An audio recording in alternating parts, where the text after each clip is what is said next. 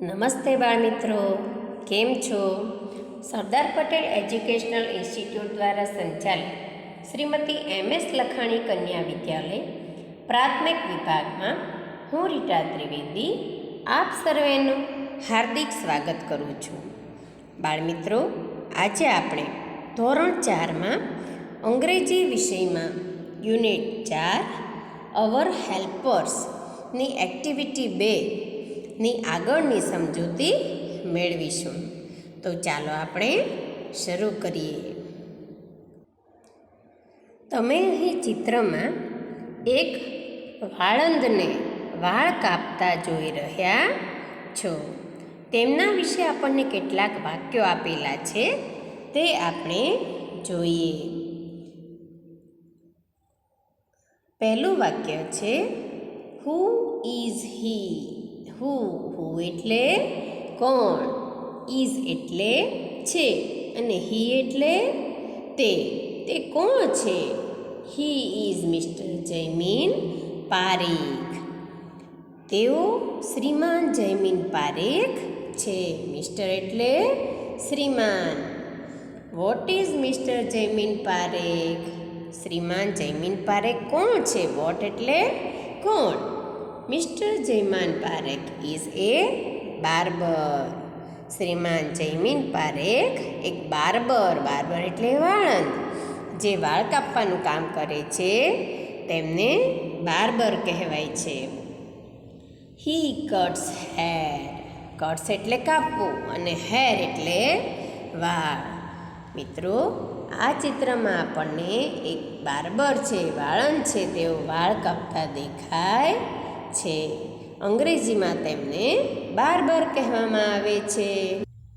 આગળના ચિત્રમાં આપણે જોઈ શકીએ છીએ કે એક નર્સ છે. તેમના હાથમાં દવા છે અને તેઓ દર્દીને દવા આપી રહ્યા છે. તેમના વિશેના વાક્યો આપણે જોઈએ. Who is she? તેઓ કોણ છે? તો અહીં આપણને વાક્ય કીધું છે she is Mrs Deepa Sharma. She એટલે તે, ઇઝ એટલે છે, મિસિસ એટલે શ્રીમતી, દીપા શર્મા તેમનું નામ છે. તેઓ શ્રીમતી દીપા શર્મા છે.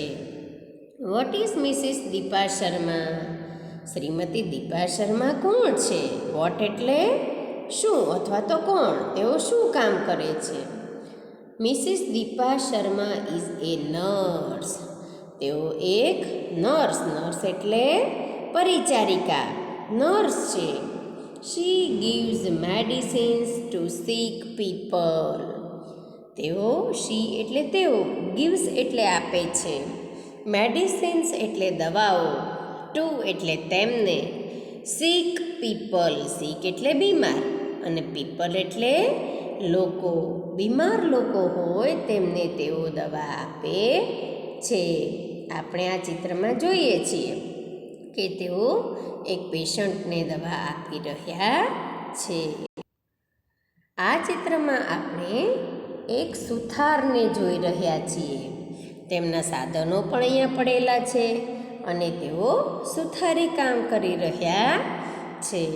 તેમના વિશેના આપણે વાક્યો જોવાના છે. Who is he? તે કોણ છે? હી ઇઝ મિસ્ટર કિશોરભાઈ સુથાર. તેઓ શ્રીમાન, મિસ્ટર એટલે શ્રીમાન, કિશોરભાઈ સુથાર છે. તેમનું નામ કિશોરભાઈ છે.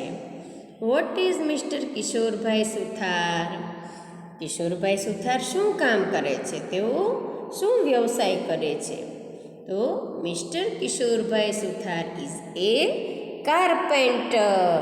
કાર્પેન્ટર એટલે સુથાર.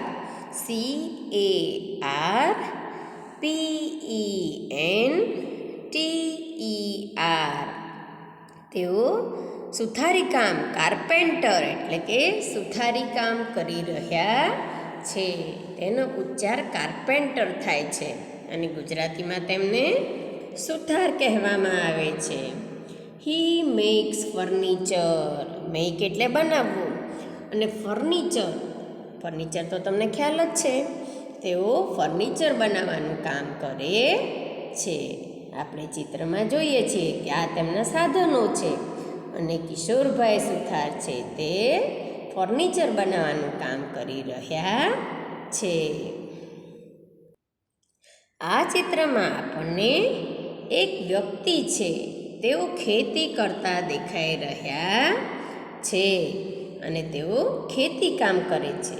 નીચે આપણને તેમના વિશે કેટલાક વાક્યો આપેલા છે. ચાલો આપણે જોઈએ. પહેલું વાક્ય છે હુ ઇઝ હી. હુ એટલે કોણ, ઇઝ એટલે છે અને હી એટલે તેઓ કોણ છે? He is mister Ramjibhai Chaudhary. તેઓ રામજીભાઈ ચૌધરી છે.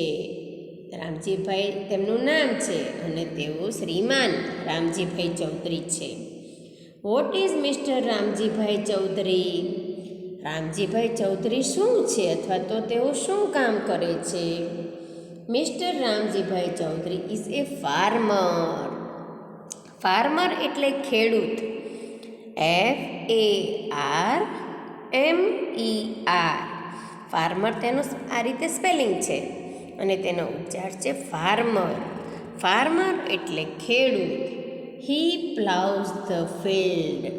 પ્લાવ એટલે ખેતી કરવી, હળ ચલાવવું. ફિલ્ડ એટલે ખેતર. તેઓ ખેતરમાં હળ ચલાવવાનું કામ કરે છે. તમને ખ્યાલ હશે કે ફાર્મર છે, ખેડૂત છે, તે ખેતી કરવાનું કામ કરે છે. આ ચિત્રમાં આપણે જોઈ શકીએ છીએ કે રામજીભાઈ ચૌધરી છે તેઓ ખેતી કરવાનું કામ કરે છે. આ ચિત્રમાં આપણે જોઈ શકીએ છીએ કે એક પાયલોટ છે તેઓ પ્લેનમાં બેઠા છે. તેમના વિશેના વાક્યો આપણે જોઈએ. Who is she. તેઓ કોણ છે? તો she is Mrs Princy Christian. તેઓ મિસિસ એટલે કે શ્રીમતી પ્રિન્સી ક્રિશ્ચન છે. પ્રિન્સી તેમનું નામ છે, ક્રિશ્ચન તેમની અટક છે, તો તેઓ પ્રિન્સી ક્રિશ્ચન છે. What is Mrs Princy Christian. Mrs Princy Christian કોણ છે? શ્રીમતી પ્રિન્સી ક્રિશ્ચન શું છે અથવા તો કોણ છે તેઓ? તો Mrs Princy Christian is a pilot. તેઓ શું છે? પાયલોટ છે. પાયલોટ શું કામ કરે છે? તમને ખ્યાલ હશે કે વિમાન ચલાવનાર ચાલકને અથવા તો વ્યક્તિને પાયલોટ કહેવામાં આવે છે. તેનો સ્પેલિંગ છે PILOT. પાયલોટ એટલે વિમાન ચલાવનાર. શી ફ્લાઇઝ અ એરોપ્લેન. શી ફ્લાઇઝ એરોપ્લેન. તેઓ એરોપ્લેન એટલે કે વિમાન ચલાવી રહ્યા છે. આપણે ચિત્રમાં જોઈ શકીએ છીએ કે મિસિસ પ્રિન્સી ક્રિશ્ચન છે તેઓ પાયલોટ છે અને તેઓ વિમાન ચલાવી રહ્યા છે. મિત્રો, તમે આ યુનિટમાં અલગ અલગ વ્યવસાયકારોને પોતાનું કાર્ય કરતા જોઈ શકો છો. તેમાં આપણને ચિત્રો સાથે સરસ મજાના વાક્યો આપેલા છે. તેને તમારે સુંદર અક્ષરે તમારી બુકમાં લખવાના છે અને સમજવાનો પ્રયત્ન કરવાનો છે. ચિત્રો સાથેની સુંદર મજાની સમજણ આપણને આ યુનિટમાં આપેલી છે. આશા રાખું કે તમને તેમાં ખૂબ જ મજા આવી હશે. તો અહીંયા આપણી એક્ટિવિટી 2 છે તે પૂર્ણ થાય છે. આપણી એક્ટિવિટી 3, 4, 5 અને 6 તે આ બંને એક્ટિવિટી સાથે જોડાયેલી છે. તેને આધારે તમારે પાઠ્યપુસ્તકમાં તેને જોવાની છે અને સમજવાની છે. આગળ આપણે એક્ટિવિટી 7થી શરૂ કરીશું. માત્ર વચ્ચેની જે એક્ટિવિટી છે એક્ટિવિટી 3 થી 7 તેને આપણે આ એક્ટિવિટીના આધારે જોવાની છે અને સમજવાની છે. તો ચાલો મિત્રો, હવે મળીશું આગળના વિડીયોમાં એક્ટિવિટી 7 સાથે. ત્યાં સુધી ગુડ બાય. Thank you.